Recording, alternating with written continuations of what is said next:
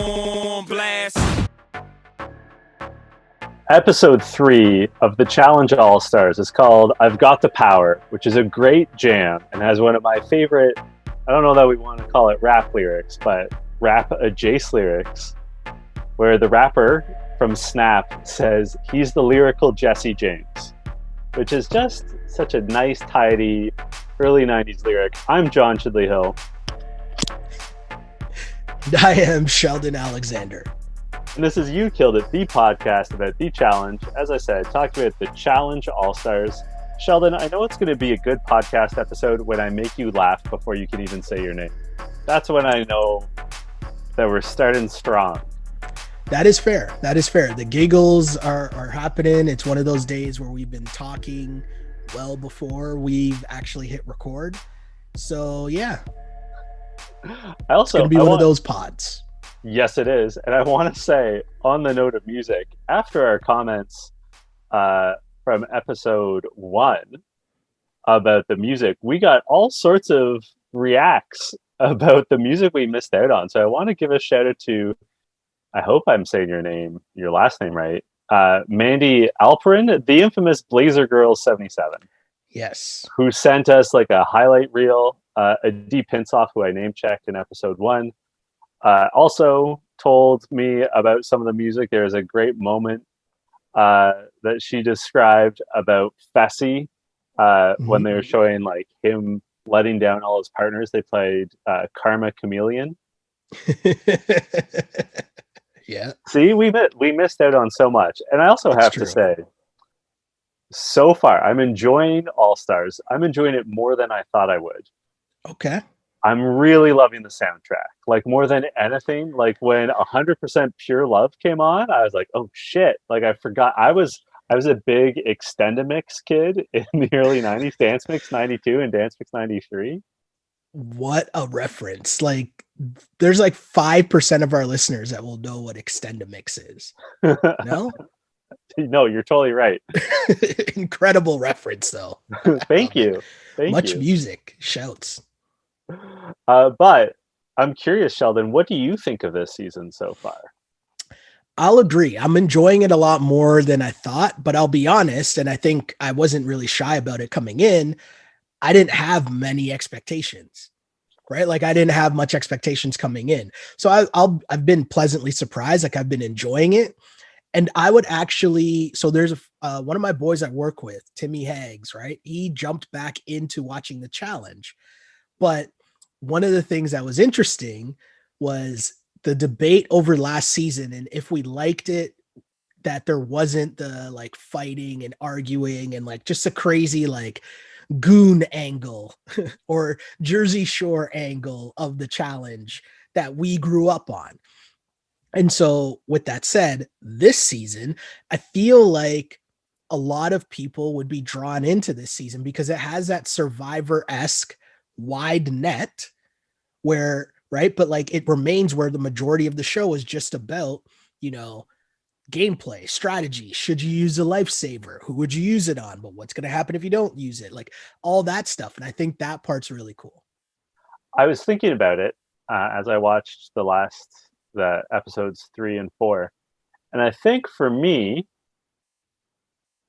the current challenge, like Double Agents, has been shaped so strongly by Johnny Bananas and Wes in particular, for better and for worse. Interesting. And the All-Star season is sort of absent their presence. And by this, I mean two things. The first is both Johnny and Wes form massive alliances as soon as they get into any house. And that's not what everyone does, right? Like I know Wes was on Double Agents. He wasn't really able to build that alliance, but everyone else had an alliance, right? Like the house is basically immediately in half, or sometimes 3/4 of the house working in tandem. Whereas on All Stars, from what we've seen so far, it's maybe 4 people that are working together, or it's just their friends. Like you can't even say that they're an alliance, but they're just like, yeah, that's my friend. I'm just gonna vote the way they want. I'm gonna vote in a way that's beneficial to them. The other thing that has struck me so far, 4 episodes in, and we're going to talk about episode 3 today, is that um, because of Johnny Bananas, everyone comes into the house in a regular season in game shape. Hmm. Not Okay. everyone has come into the All Star house in game shape. And like, I'm not saying that to speak ill of anyone. I'm just saying that some people are just like coming as they are. Yeah. And like, that's okay. Whereas like, there's no one that isn't coming into a challenge house, like of current seasons, that isn't like watching their diet, has laid off booze, has like a workout regime planned, has a personal trainer. And it's just like, it creates a different vibe.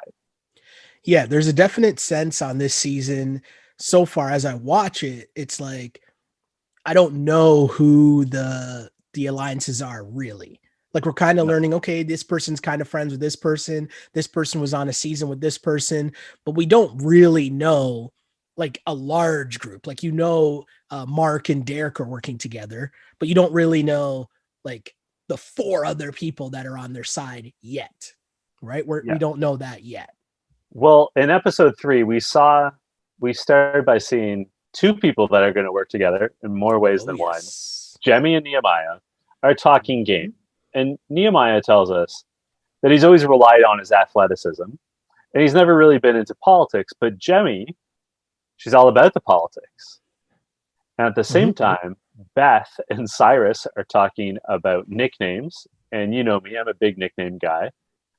But then Beth turns it to saying how much she likes Jemmye and how Jemmye is Beth's challenged daughter.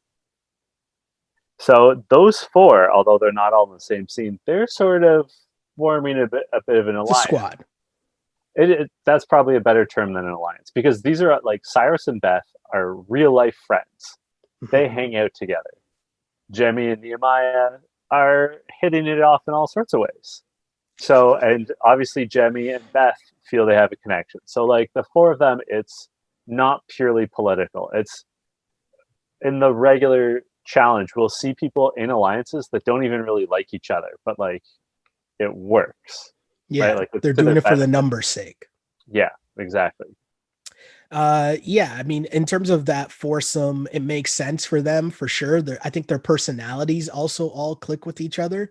And, for Nehemiah and Jemmye to kind of understand the need for each other, obviously, as you stated, in more ways than one, right, is interesting. And I think like really makes this an interesting dynamic going forward because, you know, well, we'll get there.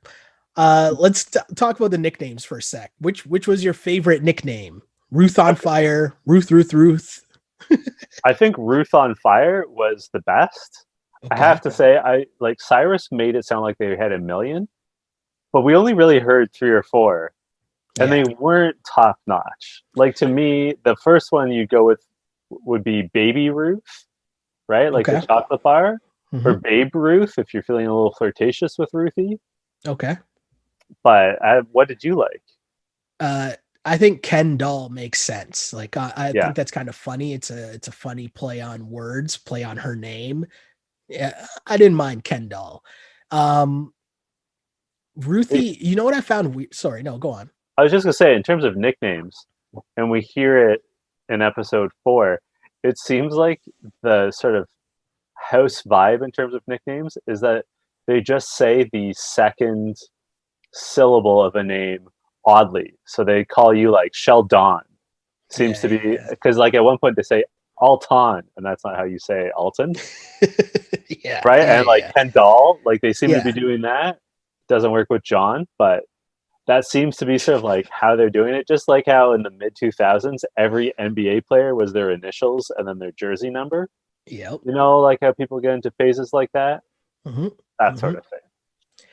It was a thing. It was a thing. One thing I found interesting for me watching this was I'm still like I'm seeing these people, but it didn't fully register who they were. And like slowly I'd be like, okay, I kind of remember this person now. So like Yeah. Ruthie, for example, in tech, like I remembered them, right? And we talked about Van Wilder on a previous episode for sure. But like Ruthie, for example, I'm like, oh, okay, I think I remember more of Ruthie now. But the one that really clicked for me was Arissa. Because Arissa, I was like, I didn't really remember her at all. And then they showed like a couple more flashback scenes. Yeah. And I was like, oh, I Yeah. do remember her. I had that same moment. It caught me so off guard. It caught me so off guard. Um, but speaking of flashback scenes, the challenge was a flashback scene, right? Because it was this melt away challenge, which really was kind of dumb, right? Like it's a huge block of ice and you got to melt it away, I guess, trying to use your body heat. Like really it's just done for something you could put in a promo, right? Because you're going to get like 4 or 5 funny shots of people basically dry humping each other on this block of ice. But in actuality, it's a pretty stupid challenge, right? It is, but this is the sort of more fun thing that they used to do, Yes. right? Like it melts away as a classic. I will say it was obviously so sexual.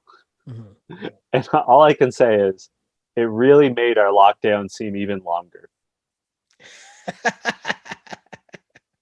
Fair enough. Fair enough. For our American friends, we are still in lockdown at least until June 2nd.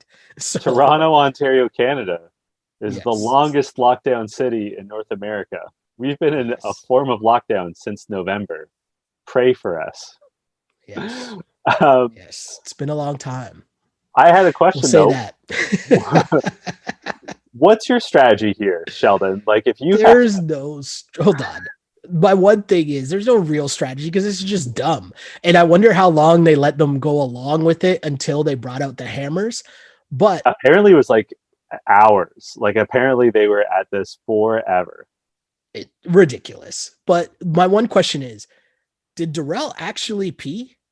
Or was it just like a strategically framed, like did they make it appear that way?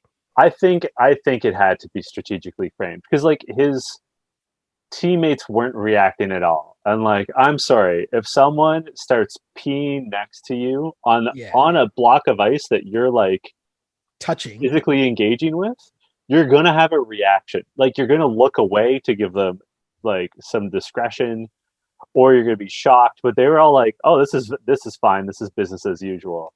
But also, like, you can't pee on it and then have people then jump on it and like grind all over it. Like that can't be a thing, right? So I found that kind of weird. That's how you get a frozen yeast infection. Jeez, this podcast is taking a turn. But yeah, I don't know. I found this challenge is super weird, and I was kind of happy that they finally gave them the hammer because I was like, this is just dumb. Like, how is this going to keep going? How much longer is this going to be? Like, I found it kind of ridiculous, right? So finally, go on. I was just gonna say, I love how Darrell put it. I'm about to go apeshit on this ice. I have to say, another benefit of this season of All Stars is that they're allowed to swear, and I feel like we're getting way more Darrell because of the swearing. Like I feel like suddenly we have like 25% more Darrell quotes because we get him literally unfiltered and uncensored. Why can't you swear on MTV? It's a great question. I don't know why either. Again, lends credence to your PG-13 theory. Like they were trying to take the challenge to CBS or something. Yeah. So yeah, people are using all kinds of strategies. I don't know. I thought it was very weird. Arissa might have had the most interesting strategy. She was trying to like visualize the sun, to have the sun come out to melt it. She called on her ancestors for their help. Yeah, I was getting serious Kyrie Irving Sage vibes from Arissa. But it's like, all right, sure. She's she's doing her own thing to her credit. Hey, whatever works for you, I'm not gonna knock it. Definitely not gonna knock it. So the gold team, which I guess we didn't even say who were on whatever teams, but the gold team that had Mark, Beth, Jemmye, and Alton, they basically broke down their ice first, got their shields, and then you had to put them into order chronologically in terms of the seasons of the challenge. And Jemmye was very happily bragging about her ability to remember all the seasons. And, you know, it was kind of close because Darrell said that he was studying too. But either way, like, did anything else stand out, or should we just go right away to the, like, were you surprised? I guess here's a question. I got a question for you. Okay.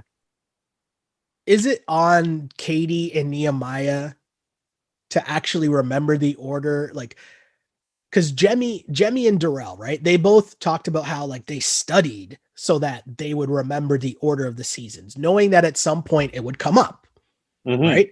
So Big Easy at one point is getting mad at Katie and Nehemiah because they were on certain seasons. Like, there's a scene where he's like, Nehemiah, weren't you on this season? And Katie jumps in. She's like, I was there too, and I don't remember. Is it on them to remember the names of the seasons if they were on them, or the order of the seasons? You think so? I don't really think so. I think so. Like, I mean, the problem is the names Inferno and the Gauntlet are so generic, but also, like, that's like saying, like, you forgot what classes you had and what grade. Like, there's it, like, or couldn't. No, I do. Name... But I do. All right. I mean, maybe we have different memories. I'm very good with, like, experiential memories. Like, I could tell you my class schedule throughout high school. What? For every year, like, with little difference. For real? Yeah. Wow. That's impressive. Thank you. That's like, I'm stunned. I mean, I'm stunned. Like, I don't know. Your class schedule. Yeah. I could maybe remember like OAC just based off of, like, what classes I was late for in the morning and what classes I was most likely probably skipping at the end. I'm not saying I'd be able to get all of them, but I'd be able to get like 75% of them in order. That's impressive. I can also still remember my ICQ number, though. So that's just... What? Maybe I should add that to the when we do our social media. If you want to get at me on ICQ, 400-61080. I'm never on it. Man. Come on, man. What is going on? So anyways. Sorry, I do want to say, though, that I think an important point that has to be made is there is an advantage that Jemmye and Darrell have, and to a lesser extent Nehemiah and Derek, I'd say, and John A, perhaps. Those five were most recently on the challenge. Okay. Of anyone. Oh, and Aneesa. Obviously, Darrell and Aneesa were on last season, right? Like, they basically went straight from double agents to this. And those six, they know what they're in for. Like, we're not going to hear Darrell say, what's a pole wrestle, right? And so Darrell and Jemmye as examples, Aneesa, I bet you Aneesa studied too. Like, they know going in that the game has changed, right? Like, they're bringing that sort of post Johnny Bananas competitive energy. Yeah. That I think a lot of these folks aren't bringing, where they're just sort of like, yeah, we're going to hang out and we're going to do these goofy things and, like, you know, we'll vote each other in. Whereas I think, a Darrell or a Jemmye, like, they know you got to practice puzzles or whatever, right? Like, they know, they have a better sense of what the producers expect now. Yeah, no, that makes sense. That makes a lot of sense. And I mean, you mentioned Jemmye, and it was kind of funny how it went because TJ was doing his best TJ, where he says the team that got it first was the gold team. And they start celebrating. Everyone's happy. They're jumping up and down. He's like, but you had 2 team penalties because one of the rules were if you damaged one of the shields while using the hammer trying to smash the ice, you would get a 5-minute penalty for each damaged shield. And their team had 2 damaged shields. That's a 10-minute penalty, which meant that the silver team, captained by Darrell and Kendall, were the winners.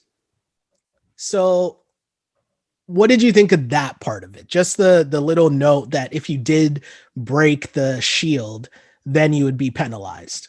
Were you cool with that? TJ said it many times, and I knew that people were going to come at it too hard and just break a shield anyway, which makes me wonder, like, how fragile were these shields?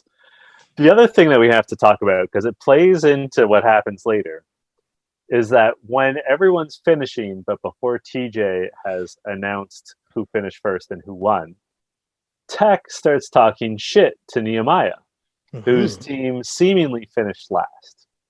Yeah. And Nehemiah, as like Tech starts to talk shit, Nehemiah was like, "Hey bro, are you sure you want to do that? Because like you might wind up in an elimination against me." And Tech just like keeps going.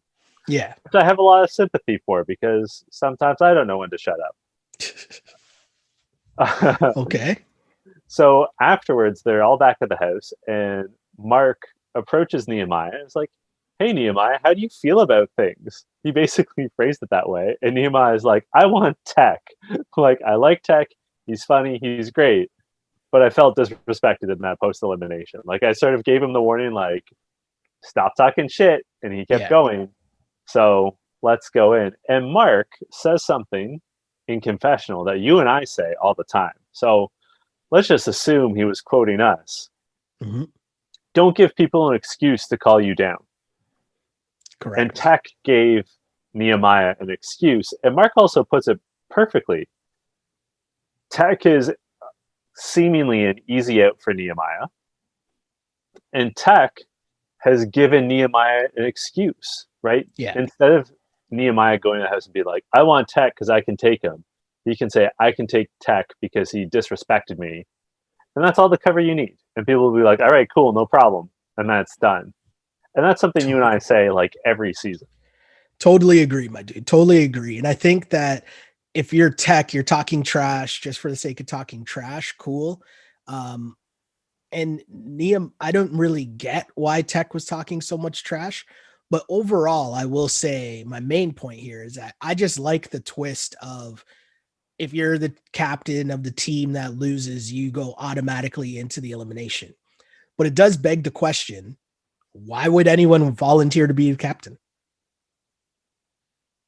It's a great question. I think we're at a point now though where everyone's starting to say things like, "Well, I was a captain last challenge, so sure. Like not it." And like others are saying, okay, like I think Jemmye even said at one point, no, this is on episode 4, but Jemmye says like, "Beth, I was captain last time, so it's on you this time." Like I think it's now they're starting to like talk amongst themselves, and like they know it's not desirable, but like everyone has to put their head on the chopping block.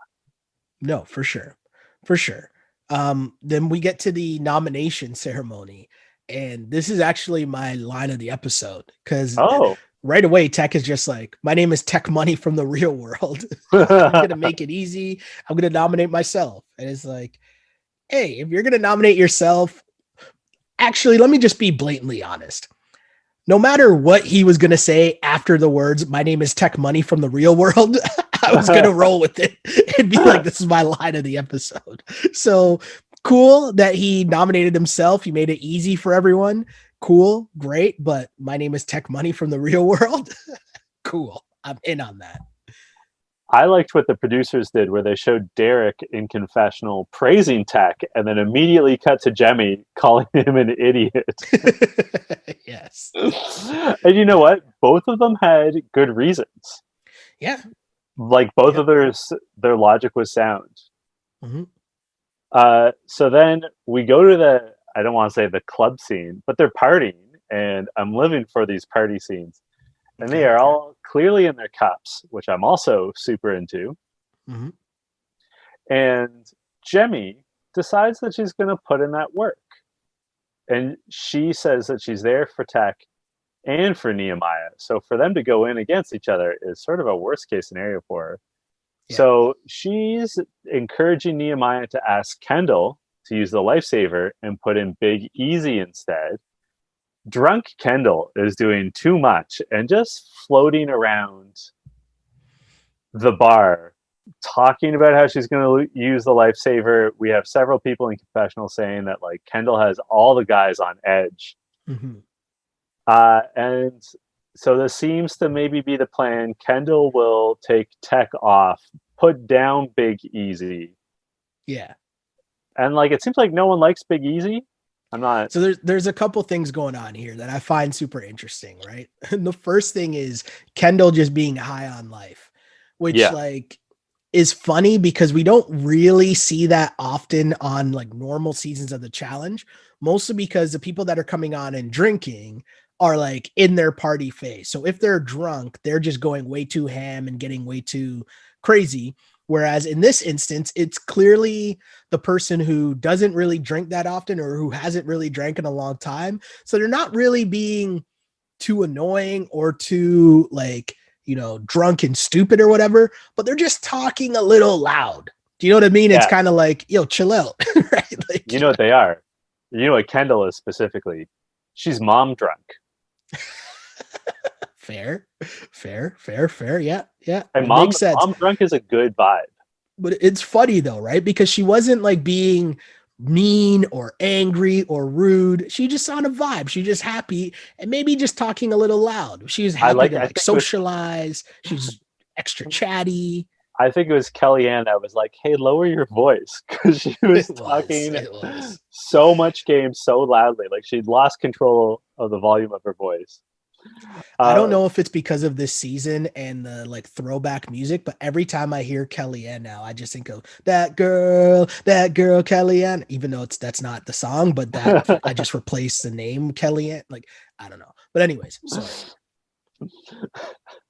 I know. Sorry. I apologize. Podcast peoples, I apologize. This is just where we're at right now. So we were talking about Kendall trying to make this play.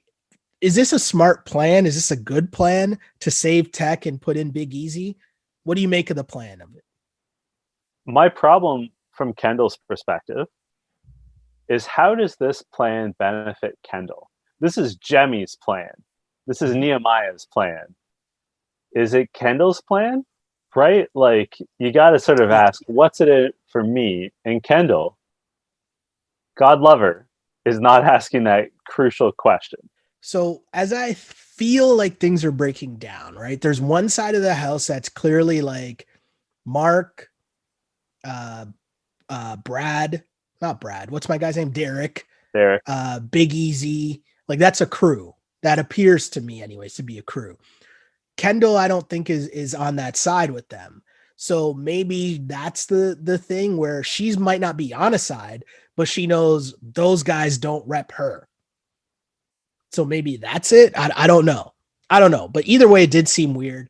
And I don't even know if, I mean, we come to find out she clearly wasn't too sold on it either. But the biggest thing too, and the biggest point is they're all assuming that Kendall would be the one that gets to pick. And at this point, we have no idea how the rules are played out with the lifesaver, right? So that's the part that made it super interesting to me as well, because we're talking about all these scenarios when in the end, who knows what happens with the lifesaver? And I thought that part was really interesting. So the next scene, we just have a quick cut. The lights are being turned out in one of the bedrooms.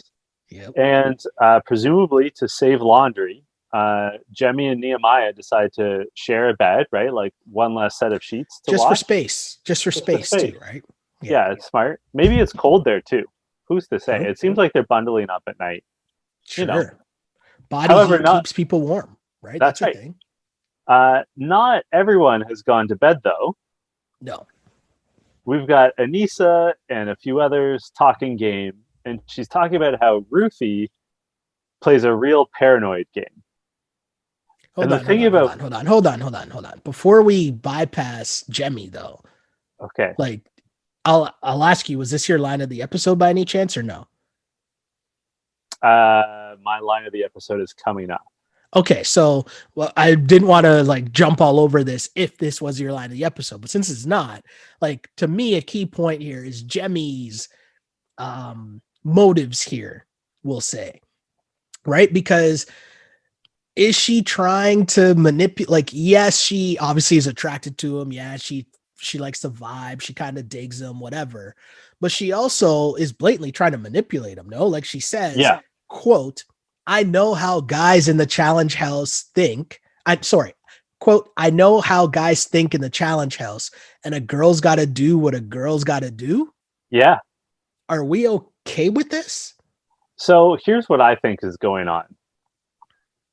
I think Jemmye is telling us that's for strategic purposes.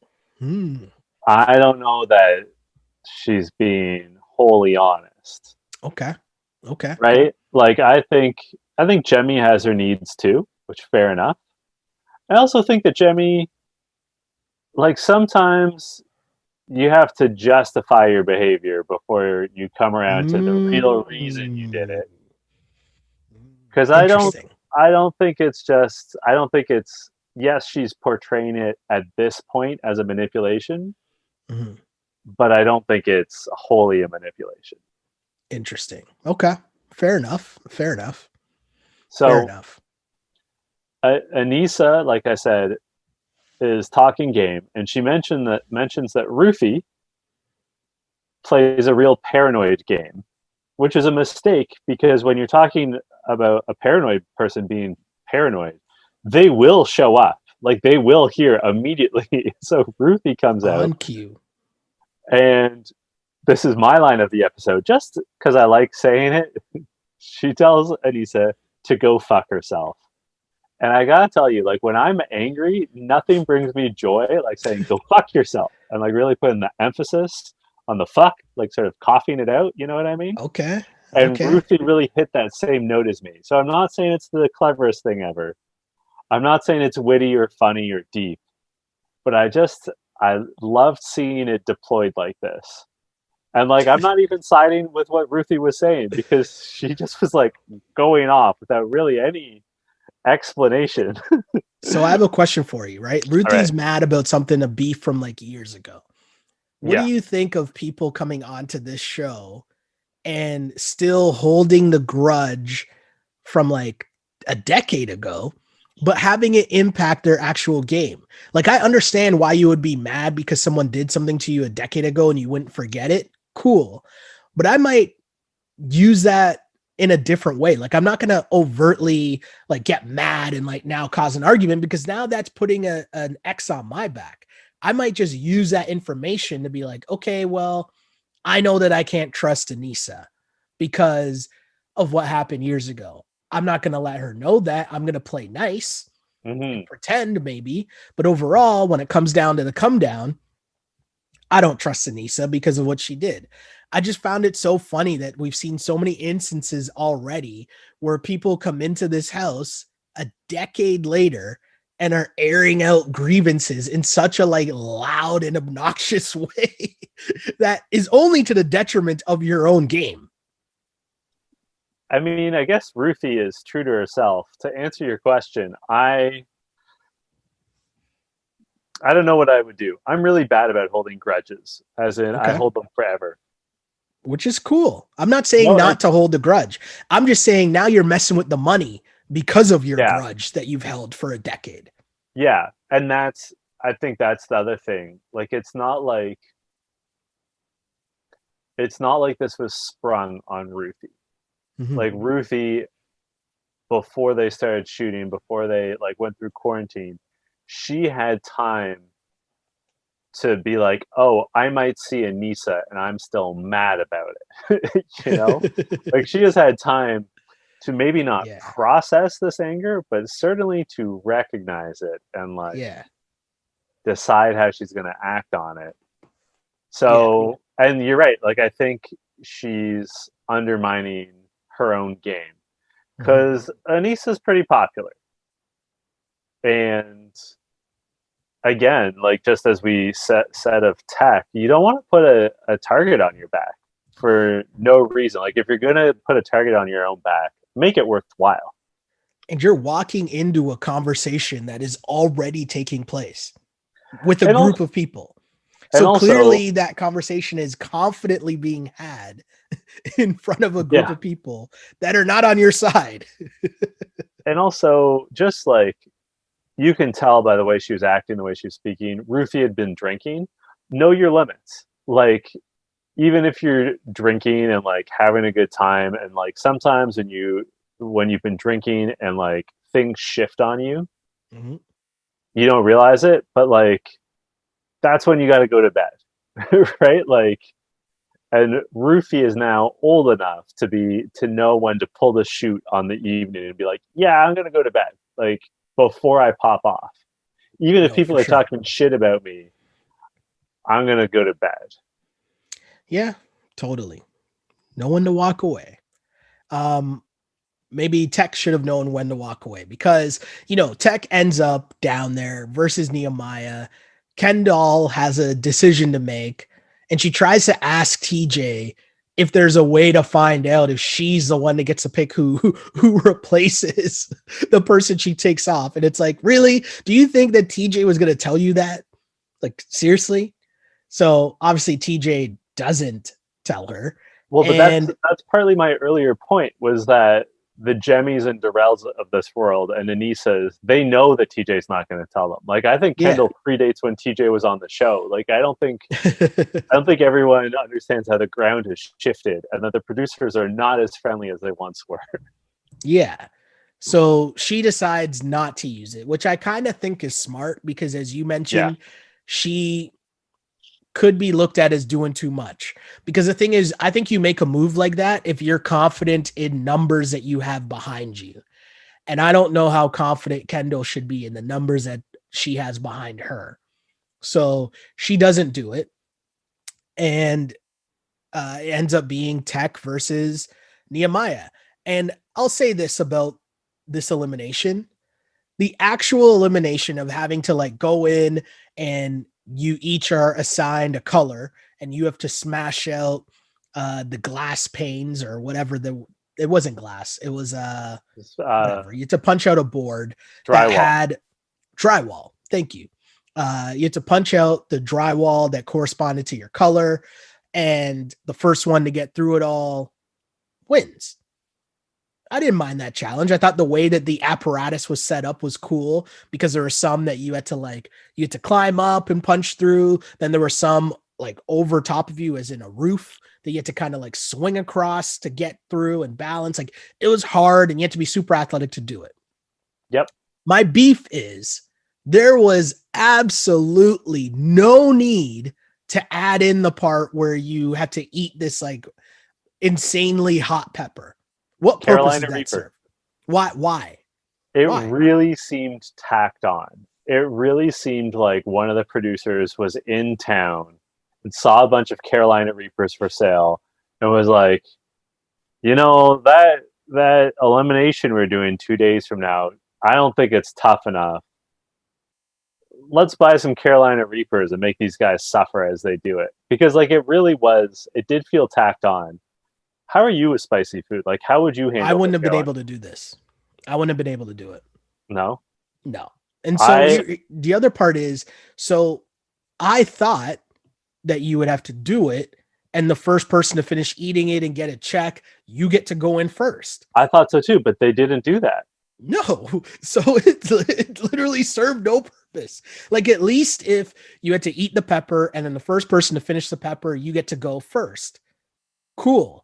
But that's not how it went. It was like you just had to show that you ate it all, and then they still just stood there. It's like, this is stupid. That made no sense. I agree with you. I also thought it was going to be to get a head start, which would have been interesting. And like motivation. And also, like, they both retched a little and vomited a little bit after having the 2 Carolina Reapers. But they both had time to recover before TJ blew the horn to start the competition. Yeah. So like, if Nehemiah finished first and immediately had to start running, and then he's puking. Like, that's more interesting, like from a competitive standpoint, because like you have this head start, but you're also suffering and like running, and you know that Tech is right behind you. Yeah. But he's also throwing up, right? Like, so I agree. I didn't love that twist. It could have been better. Yeah. It's a real close competition though. Yeah. And I mean, even as it just starts, like I'd love to see the time, because as it just starts, as you mentioned, Tech starts throwing up, right? And gets into the actual apparatus just after Nehemiah. And so if you fast forward to the very end, Nehemiah gets to the circle just before a diving Tech does. Yeah. So maybe the ghost pepper did play a role. I don't know, whatever. But I thought it was a pretty cool challenge all in all, or elimination, like just the actual part of having to break all those things. Like I thought that was a pretty cool challenge. And that challenge was probably made for like those two dudes because they're super athletic dudes able to do that. But I feel like there's a lot of people that would have struggled at that in this crew. Oh yeah. Right? Like even a lot of dudes, I'm not even making this like some like masculine thing versus female. I'm not even doing that. Like I'm saying a lot of people in general, whoever you are, would have struggled in that. So I feel like they were almost kind of like lucky it ended up like Big Easy wouldn't have been able to do that. He would have lost easily to Nehemiah, right? Like Tech made that close. Like Cyrus, would Cyrus have been able to do that really well? I don't know. Right? So I don't know. I found it interesting, but a solid win for Nehemiah. He won. I still don't get the pepper, but sure. What was Tech thinking exactly? Like the whole thing, like just volunteering and like he was thinking he's Tech money from the real world, man. I guess so. Who killed it for you this week? Who killed it for me in this episode? Why didn't I write that down? Who did kill it for me in this episode? I guess it's got to be. I'll tell you who might. Do you know what's funny? Do you know who didn't kill it? The producer that decided to add this stupid pepper. They did not kill it in this episode. Okay. I'll tell you who killed it. To me, it's obvious. Nehemiah. Okay. Won an elimination. Has himself a little nocturnal fun. You know, he's looking good. He's living his best life. Don't forget the last time Nehemiah was on was for the first season of Rivals when he was with Evan, and Evan basically threw the competition against to put them into elimination against CT and Adam, and then it's suspected that Evan threw the competition against CT and Adam, like the elimination, because Evan had to go. He was starting like business school, and he had to like get back to the United States in time. So like, good for Nehemiah for getting back out there and looking good. Like, you know, he looks competitive. People are definitely scared of him, and so I think, you know, he's doing well. He's got an alliance. He's got himself a showmance, or maybe a real mance. Who knows? Who knows? Nehemiah, you killed it. Where can the good people find you on social media? You can find me on Twitter at Shell Alexander, on Instagram, Sheldon Alexander. Like, subscribe to the You Killed It podcast, wherever you get your podcasts. And of course, the On Blast Podcast Network. You know, find us on YouTube. Like and subscribe. That's how you support the movement. You can find me on Twitter and Instagram at jchidleyhill. You can find me on ICQ at 400-61080. And until next week. Hold on. Why did you ever need to know your ICQ number? I mean, to log on when I was in high school. You needed to know your ICQ number for that? Really? I don't remember how. I don't know how. I really don't remember. All I remember is that like the keyboard had the like typewriter sound when you used it. Yeah, yep, I do remember that. And the Yeah. Every time a message. Was that ICQ or was that MSN Messenger? I think it was ICQ. Either way, there's people listening to this that are like, what are you guys talking about right now? Listen, it's a throwback season. This is a throwback season. We're having throwback conversations. Fair. Can't wait till we start talking about like the Edison twins and other 80s Canadian kids shows. Until next week, this was You Killed It. You killed it.